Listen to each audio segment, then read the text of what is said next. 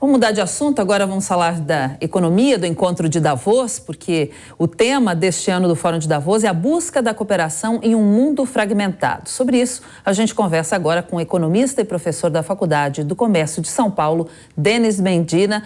Bem-vindo, professor. Uma boa tarde.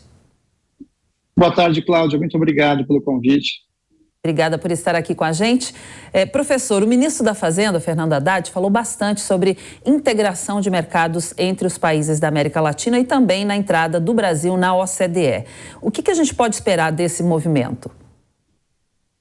Olha, a integração do Brasil na OCDE já era esperado, é um movimento que os governos anteriores, inclusive, vinham trabalhando, é importante para o Brasil.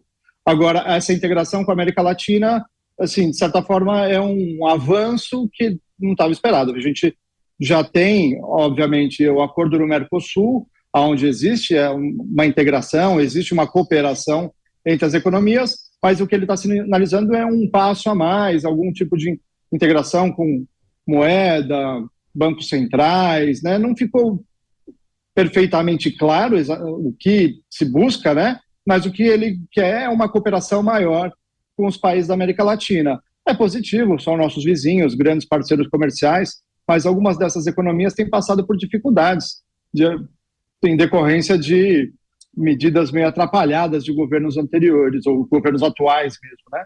Então, precisa entender melhor, assim, para onde vai caminhar essa integração e o que se busca efetivamente, quais os benefícios para o Brasil dessa integração regional que o ministro Haddad citou. Professora, a pergunta agora é de Jorge Serrão.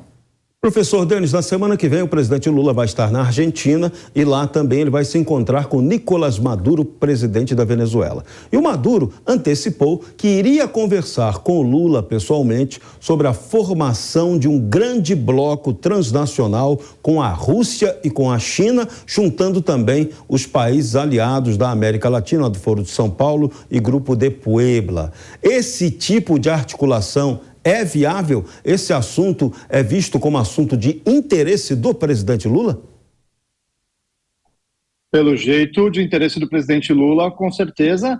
Não sei se é de interesse de toda a sociedade, né? Que é isso que ele nos representa lá. Então, uma integração, novamente, com a Argentina é importante. A Argentina passou por momentos muito difíceis, ainda não está numa situação tranquila, economicamente falando. Então, assim, talvez possamos ajudar de alguma forma como nação, mas acho que o primeiro interesse é do Brasil, né? Se isso é positivo para nós, né? Muito bom ajudar os que precisam, mas desde que a gente esteja em boas condições de fazer isso. Agora, uma integração transnacional, integrando países da Ásia, como Rússia e China, já é bem mais abrangente do que se pensava. E quando a gente olha os países citados, são economias mais voltadas para o socialismo.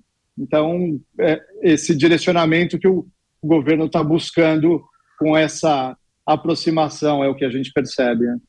Professor, lá em Davos, a ministra do Meio Ambiente, a Marina Silva, tem mantido uma agenda mais voltada para a captação de recursos para a proteção ambiental.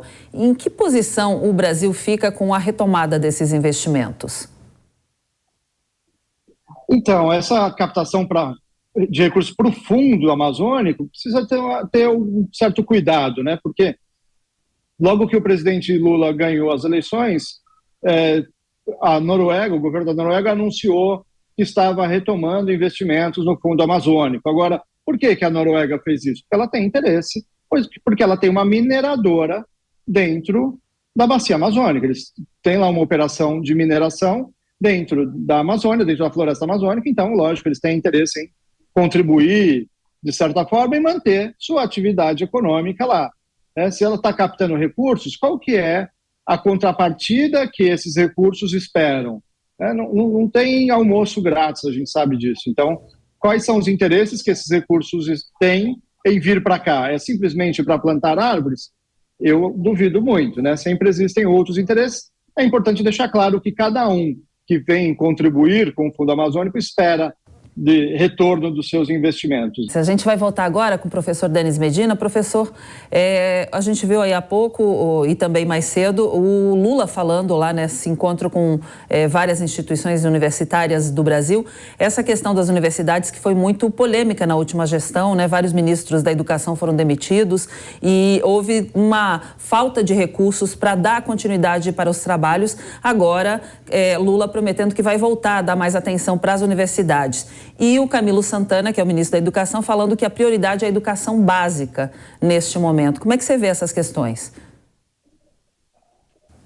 Educação é fundamental, né? Ainda mais sendo professor, não tenho como ter uma posição diferente. Assim, é importante investir em educação e, efetivamente, né, o que eu vejo nas universidades é que falta essa formação básica.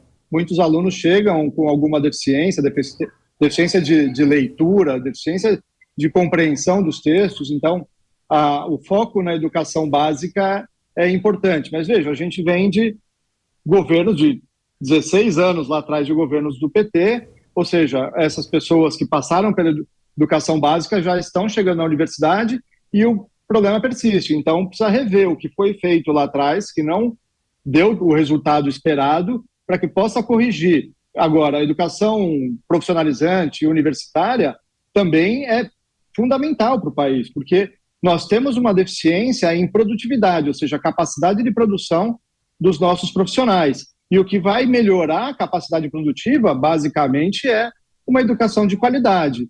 E, infelizmente, pelo modelo que temos, as universidades federais e universidades públicas privilegiam quem tem uma formação básica melhor. E quem tem uma formação básica melhor são os alunos que saíram da rede privada. Então, por isso, realmente, foco na educação básica para que a gente consiga fazer com que essa população consiga chegar na universidade pública, na universidade federal, com ensino de qualidade, e a gente já alavanca com isso todo o desenvolvimento econômico do país. Esses são pontos indiscutíveis. Professor, é a sua área, né? Também, porque professor também tem a ver com essa área toda de educação, você é economista também. Gostaria primeiro que comentasse sobre o salário mínimo, que a gente viu aí não deve aumentar, pelo menos até maio, foi o anúncio do ministro do Trabalho ontem. Como é que você vê essa questão? Se aumentar, vai ter um impacto muito grande aí nas contas públicas? Sim, existe dois lados da moeda, né? É importante dar mais renda para o trabalhador, ele vai poder consumir mais, né? Isso gera resultado direto na economia, injetando mais dinheiro na economia. Por outro lado, sabemos que temos uma questão fiscal para resolver.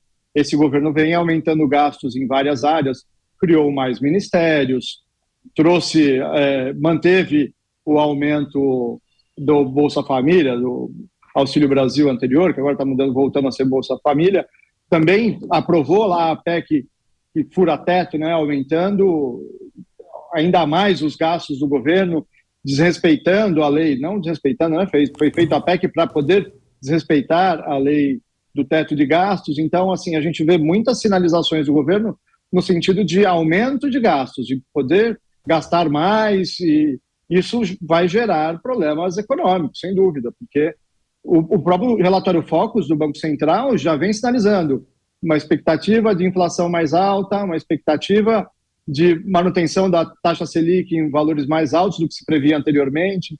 Então, é preocupante. Ao mesmo tempo que seria fundamental injetar mais dinheiro na economia através do trabalhador, precisa olhar com muita atenção o teto de gastos. Vai aumentar o orçamento do governo? Vai aumentar o salário mínimo? Da onde vai vir esse recurso? O que vai se cortar, né? A gente não ouve falar em corte algum, a gente só ouve mais gasto, mais gasto. Essa é a grande preocupação do mercado em geral. Professor, a gente tem um tempinho ainda para uma última pergunta, 1 minuto só, mas gostaria da sua resposta mais breve. É sobre a questão do imposto de renda, que ontem foi falado que só seria cobrado, a ideia é cobrar só a partir de R$5 mil. Mas essa é uma questão que ainda vai ser discutida bastante até ser resolvida. Como é que você viu essa questão? De novo, né, a gente prejudicando as contas públicas. Se eu vou isentar uma fatia do recolhimento do imposto de renda, eu vou ter um recolhimento menor de imposto de renda, ou para compensar isso eu vou ter que onerar os que estão acima. Então, de novo, vamos gastar mais? Da onde vem o recurso? Isso precisa esclarecer, né? A gente sempre tem visto já desde o começo mais gastos, mas da onde vem a origem disso ainda não está bem especificado. Isso coloca nossas contas públicas em risco.